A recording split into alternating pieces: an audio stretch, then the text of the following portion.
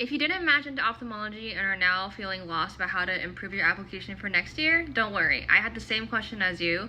Let me tell you about my experiences and what I did.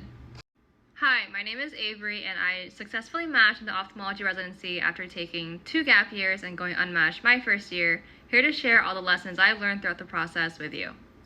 When I applied last year, I thought my application was as strong as it was going to get. I had finished a research gap year between 3rd and 4th year. I had secured 3 letters, all from ophthalmologists. I had close to 40 lines in the research section of my application, and I completed 3 aways where I received nothing but positive feedback from residents and attendings.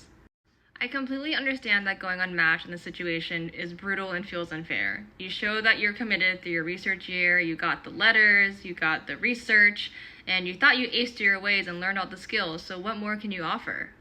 As easy as it is to blame the system, you need to pinpoint areas for improvement.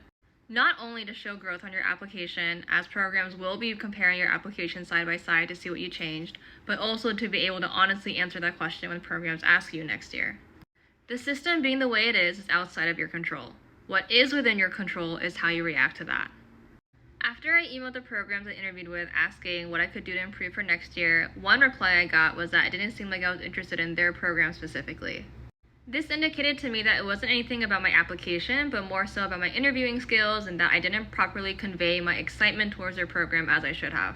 Because of this, I really made a point over the next year to focus on my communication skills, whether it was through reading books, doing more mock interviews with mentors or organizations such as RWO and Rad Venable, and really prioritizing answering the question, why us, for the next cycle.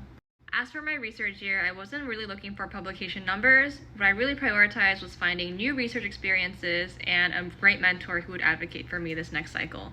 Fortunately, I was able to find both of those things at RCTX.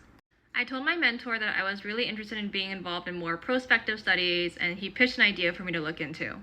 By interview season, I had designed and submitted a research protocol based off that idea and secured grant funding to get it up and running.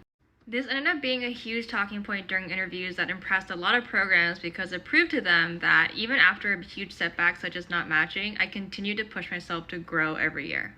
The bottom line is this: even if the system did fail you, you have to focus on what you can control and leave what you can't.